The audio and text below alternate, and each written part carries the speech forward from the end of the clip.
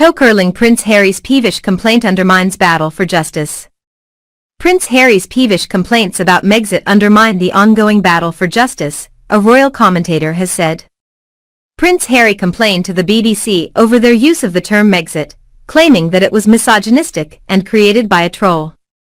The BBC has since changed the title of the second part of their documentary, The Princes and the Press, which was initially going to be using the term as its title. Writing about the prince's complaint, royal commentator Judith Woods said it undermined the fight against misogyny. She said, "Misogyny is a hugely serious, desperately urgent issue. It is why the women and girls of Afghanistan are being denied universal human rights. Why our female MPs are bullied and threatened on a daily basis.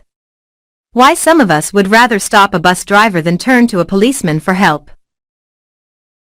Shrill arguments and peevish complaints over Megxit undermine the ongoing battle for justice, something this giddily high-net-worth pair are constantly banging on about. Ms. Woods also criticized the couple for using their platform to settle personal scores.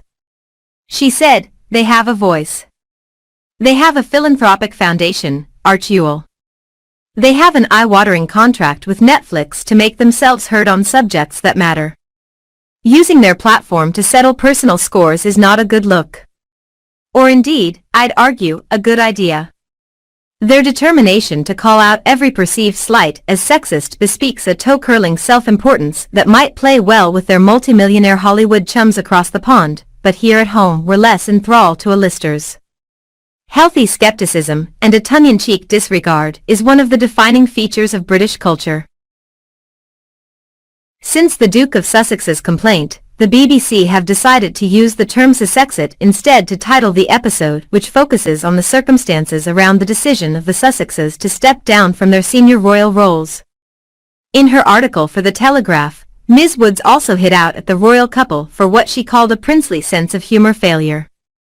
She said, "Sometimes headlines really are simply just a bit of fun, like that snap of dazzling bride-to-be Meghan Markle's megawatt smile accompanied by the joyous, jaunty "I'm getting harried in the morning," or Megxit to describe the couple's departure from these shores. A classic neologism that, crucially, rhymes with Brexit. I'm not sure there was anything more to it. In fact, I'm pretty positive there wasn't. But Harry's already failing sense of humor has chosen this hill to die upon by insisting the very word is misogynistic." She added, "There are so many major wrongs to right on this planet, I'm bewildered by the sheer tone-deaf solipsism being demonstrated by two such privileged people." The first part of The Princes and the Press aired on BBC Two last week. The second part will air this evening at 9 p.m. The BBC approached Buckingham Palace, Clarence House, and Kensington Palace for comment about the series, and they provided the following joint statement: "A free, responsible, and open press is of vital importance to a healthy democracy. However, too often overblown and unfounded claims from unnamed sources are presented as facts, and it is disappointing when anyone, including the BBC, gives them credibility." Meghan Markle and Prince Harry warned royal Netflix content would cause conflict. Meghan Markle and Prince Harry were warned that making royal family-themed content with Netflix could lead to conflict by royal historian Carolyn Harris. The Duke of Sussex has criticized the use of the term Megxit to describe his and Meghan Markle's exit from the royal family last year. Harry branded the term misogynistic as he hit out at people in the media for using the word. He said, "Maybe people know this and maybe they don't, but the term Megxit was or is a misogynistic term, and it was created by a troll, amplified by royal correspondence, and it grew and grew and grew into mainstream media. But it began with a troll." Meghan and Harry left the royal family to pursue a more independent lifestyle. A big part of this has been their partnership with Netflix. The Sussexes attracted the attention of many last year, when they announced a £112 million deal with the streaming giant.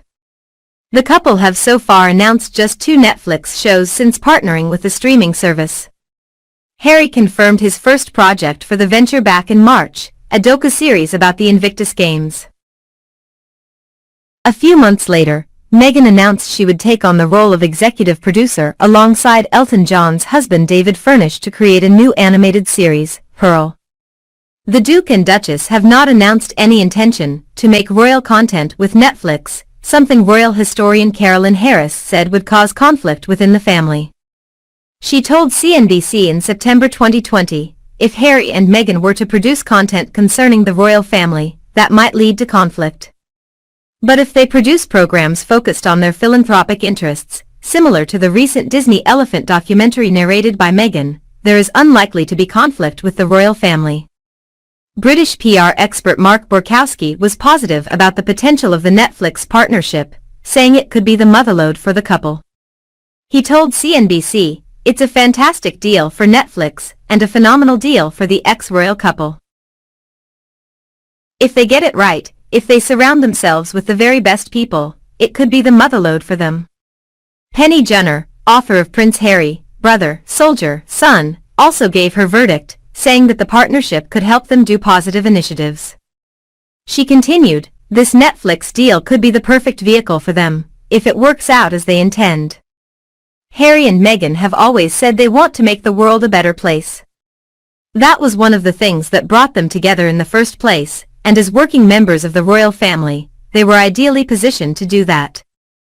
Then they gave it all up, and the big question mark for me was always how, given their extravagant lifestyle, they could be financially independent on the proceeds of charitable work. Ms. Junor did raise doubts over the kind of programming they intend to produce, and whether it will get the sort of viewing figures that Netflix will presumably want for this sort of money. She added, "I find it hard to see how this could be a permanent income stream for Harry and Meghan." Ms. Harris also highlighted how Prince Edward faced difficulty with a TV project. She said, Prince Edward faced the challenge of balancing his role as a senior member of the royal family with running a television production company, whereas Harry and Meghan have already stepped back.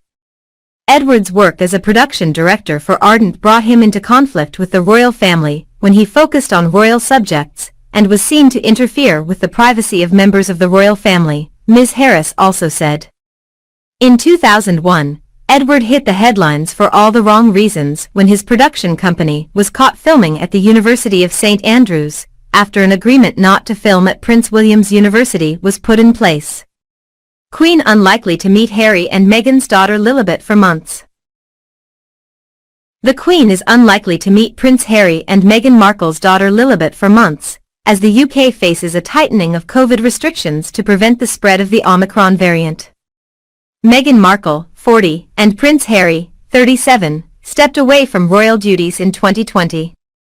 The couple, along with their first child Archie, now 2, moved to the US to pursue a financially independent life away from the firm.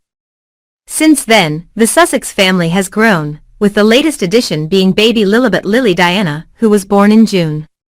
The baby, who is the Queen's 11th great-grandchild, was named after Her Majesty, although it is understood the pair are yet to meet.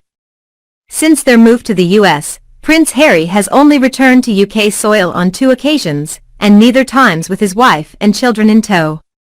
The Duke of Sussex returned to Britain in April to attend the funeral of Prince Philip, who died aged 99. He also returned in July to unveil a statue of his late mother, Princess Diana.